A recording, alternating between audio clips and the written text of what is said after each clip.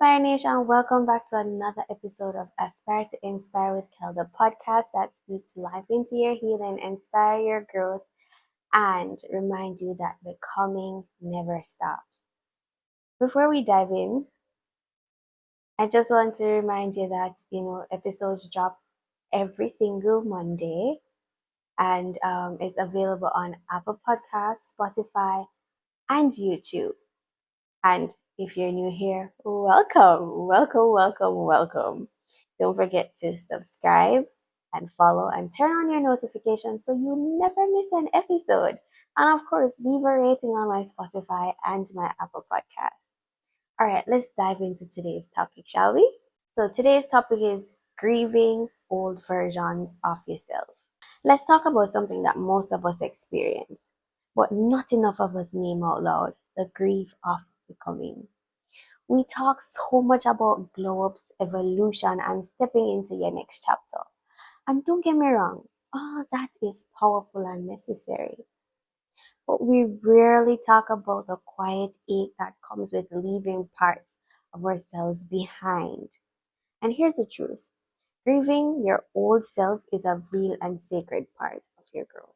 Sometimes we mourn the versions of us that felt more free, more full of wonder, more hopeful.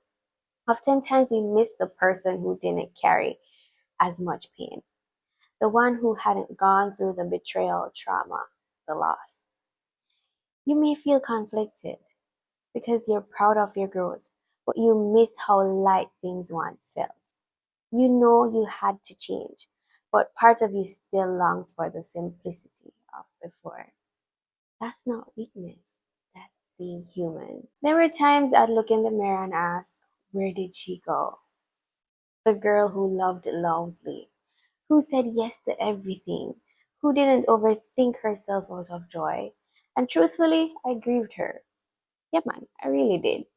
But I also realized she's still part of me, just not the whole of me anymore. What I've learned is that we're constantly unfolding, and every chapter deserves love, even the messy, naive, or quiet ones.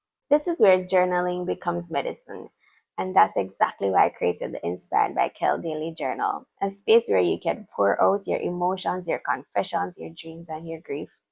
And yes, it's for everyone, regardless of gender. This journey of self discovery and healing is for all of us. The journal is available on Amazon, and it was designed to hold your heart as you do the inner work. Writing things down doesn't just give us clarity, it gives you closure. So if you're feeling lost between who you were and who you're becoming, just start there. Write the letter, grieve the past, make peace with your process. I want to remind you of something very real. You're not behind. You are becoming.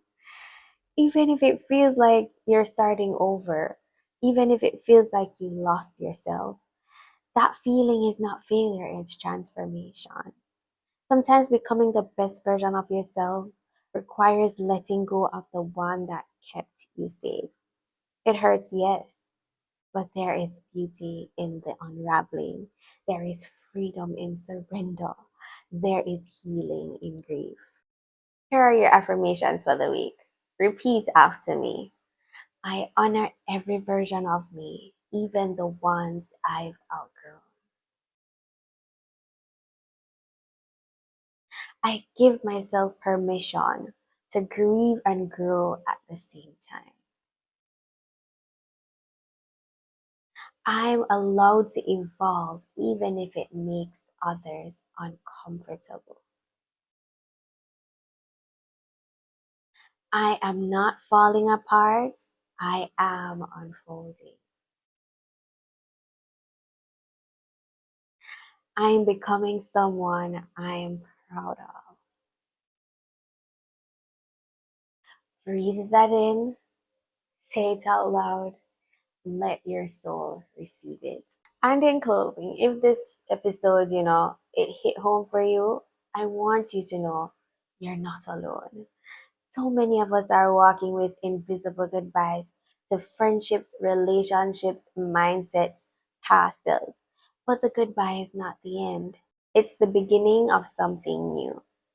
Let it go, thank it, bless it, and keep becoming.